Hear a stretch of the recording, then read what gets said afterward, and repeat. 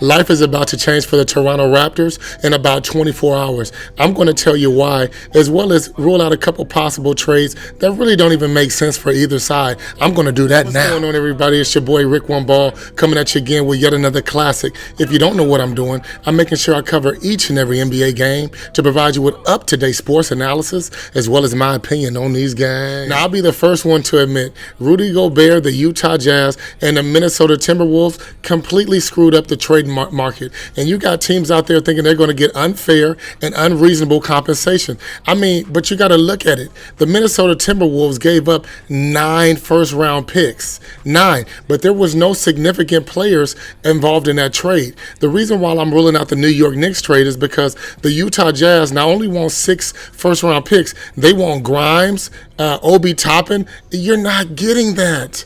You can get 6 first-round picks, and if the Knicks are basically saying behind closed doors they'll give up 2 more first-round picks to give you a grand total of 8 picks, but you're not getting Obi Toppin and you're not getting Grimes. It's not going to happen. You guys need to stop it. 100. If you're the New York Knicks, you got to ask yourself one question. The Utah Jazz has finished at the top of the Western Conference in like the last 3 years, and all that's resulted in is first and second round playoff losses. That shows me that everything got to be perfect for Donovan Mitchell to win. If you're giving up Obi Toppin, Emmanuel Quickly, and Grimes in a trade with 9 first-round picks, you're not even going to be Jazz 2.0. You're going to be at the bottom of the Eastern Conference because you're not beating Boston, you're not beating Milwaukee, and for what's left of the Nets, you're not even beating them. I get a lot of pushback from this, especially from Raptor fans. I love Fred VanVleet. I even love the way he came into the NBA, betting on himself, and putting the necessary elbow grease in to be successful. And I would say he rounded himself into a very nice NBA player. That being said, Fred VanVleet can opt out of his contract in the 22-23 season and be eligible for $115 million from the Toronto Raptors. You and I both know that would be a huge mistake for the Raptors. They need to go ahead and trade him while the market is still hot for him. Trade Fred VanVleet. He's not a difference maker like that. He's a nice player, but he's not a difference maker. Now listen closely. This is the way it's going to work.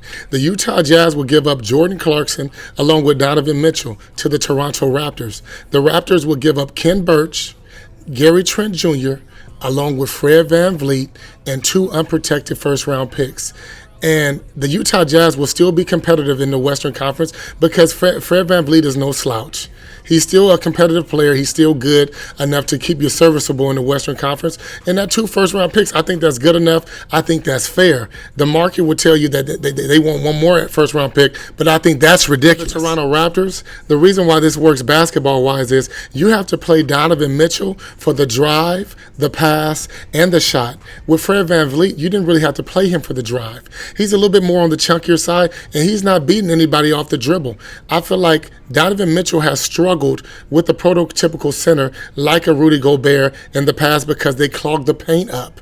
With Nick Nurse's coaching style, not really believing in the prototypical center, you have a Pascal Siakam along with Scotty Barnes and Donovan Mitchell. I'm sorry, that's a big 3 for sure. And I believe that can really, really disturb the Eastern Conference, who is out of balance anyway. You got Brooklyn going at each other's neck. They're not world beaters. Boston, they're beatable. They are up and coming for sure, but they are definitely still beatable. And I don't really see any other world beaters in the Eastern Conference. I think now the Toronto Raptors should strike while the iron is hot, trade Fred VanVleet, and do everything I just said. That's my take on it. Let me know what you guys think about it in the comment section below. It's your boy Rick One Ball. Like, comment, subscribe. Woo! Thirsty, need an IV. Low tone, I can't see. Look, hey, cut me up a little. I feel like Michael in the middle. I'm going hard just a little. Shit, and ain't nobody fucking with him. Say.